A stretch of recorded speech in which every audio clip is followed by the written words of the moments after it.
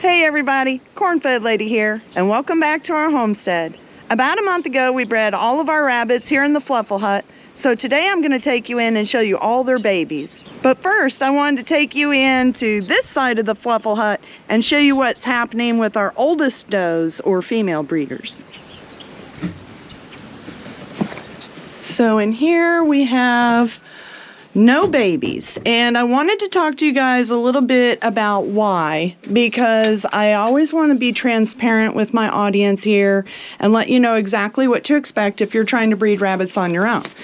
So this doe or female breeder right here is named Beebs, and she's been with us for about 3.5 years. She's almost 4 years old, and as you can see, she has no babies. Now this could be due to her age, because rabbits will stop producing litters, or they'll start producing smaller litters at a certain age, which is usually around 4 years old. It could also be because we have a new male breeder, and at the time he was only 5 months old, so he may not have been able to kind of, get the job fully done at his young of an age. But it was time to breed, so we went ahead and let them try. Now, of course, I think he was able to get the job done because Midnight, our other old female breeder in here, actually did have a baby.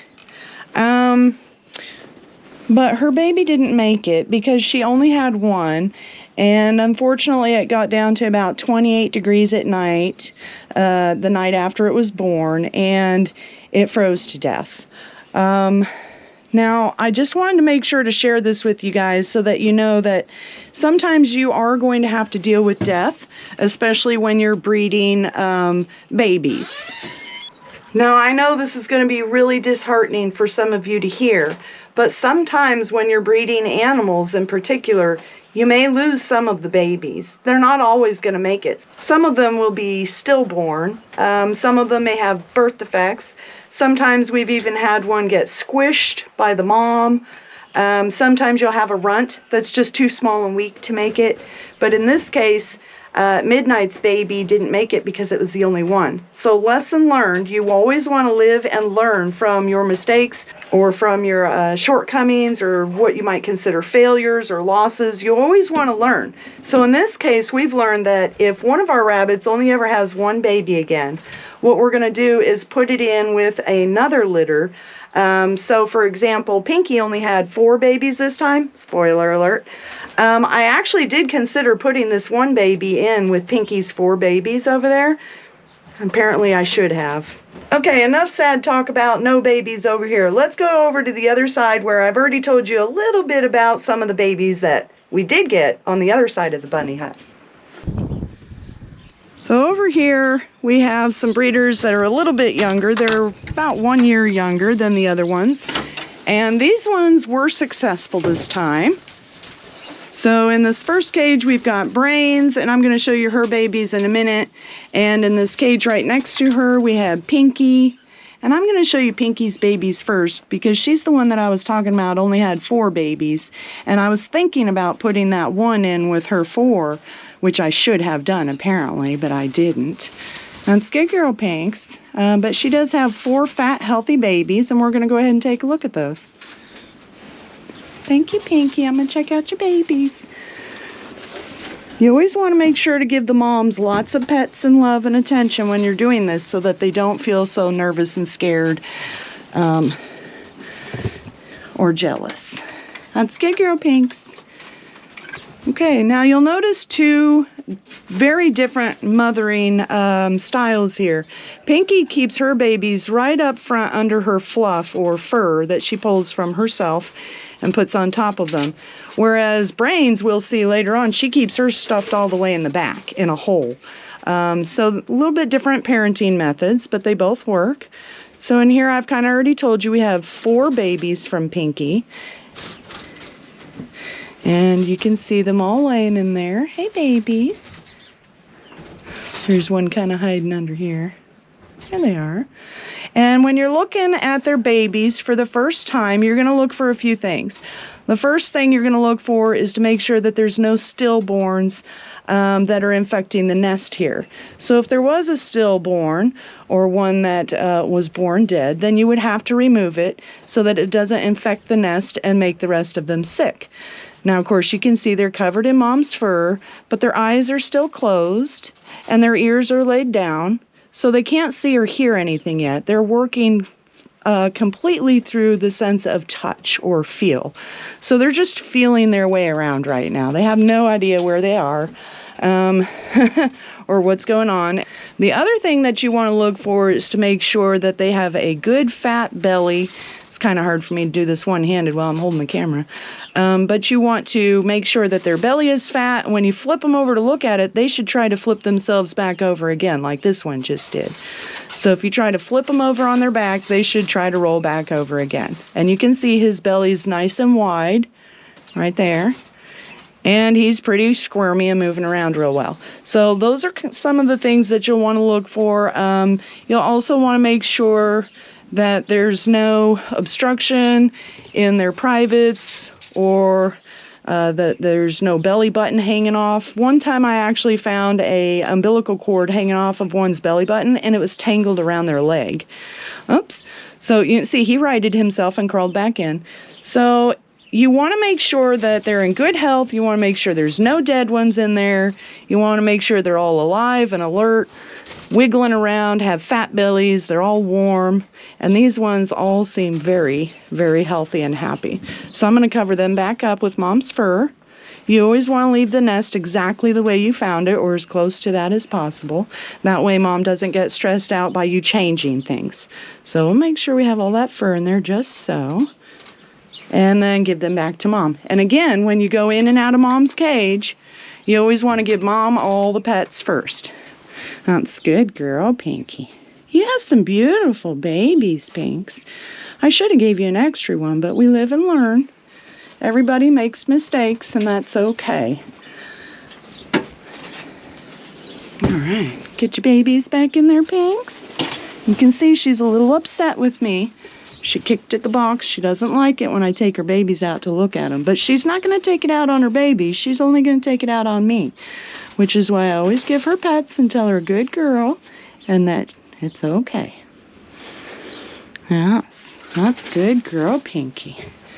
Babies look beautiful. Thank you for sharing them with us. Yes, they're in there. Are you going to check them?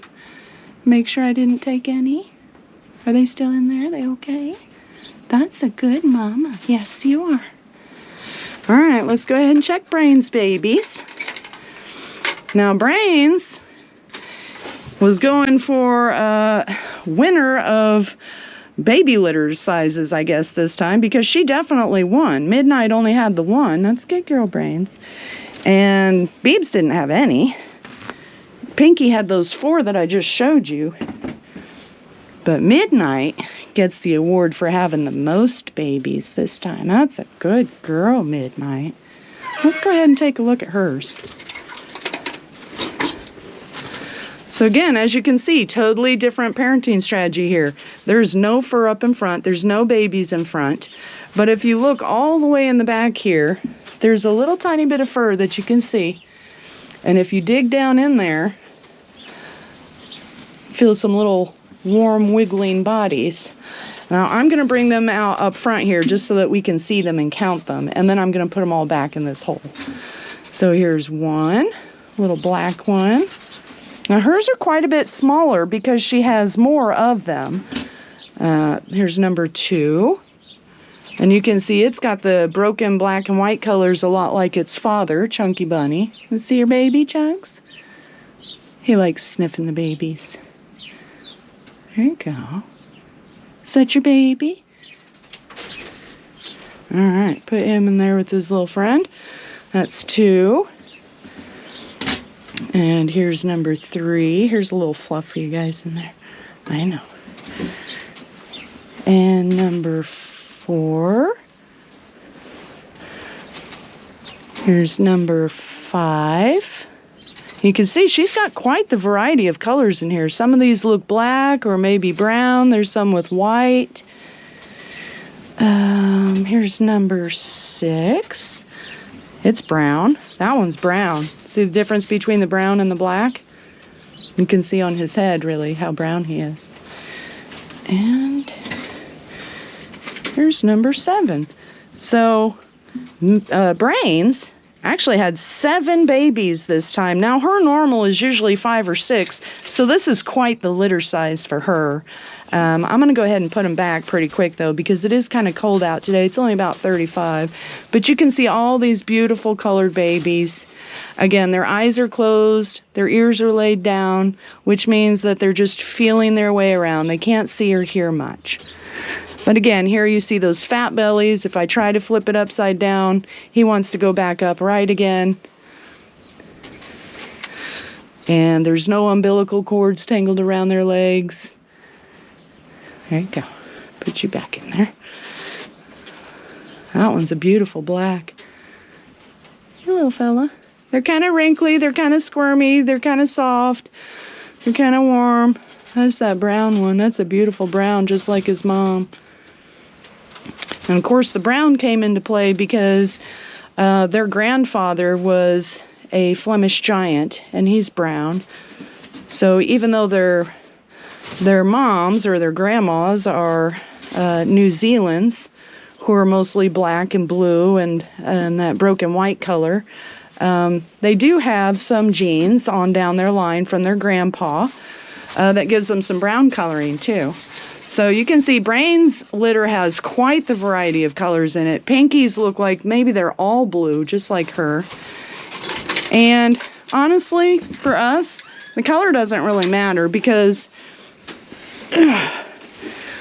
all we're looking for is good, strong, healthy babies.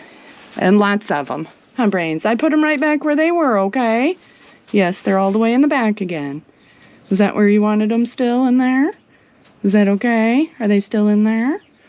You better check them, make sure. It's okay? That's good, girl. Yes. Was there a little piece of hay or fur out of place? Oh, I'm sorry. Is that okay? Did I put it back how it was mostly? Good girl, Brains. Thank you for all the beautiful babies. That's good, girl. Thanks for sharing. Well, I guess that about does it for today's video. Thanks for following along, and if you enjoyed our content, please give us a thumbs up and consider hitting that subscribe button down below. It really helps our channel grow. Y'all have a good one. Bye. Know you've been a good friend, and that's in the thick and thin, and I know it's never gonna end, 'cause you've been a good friend.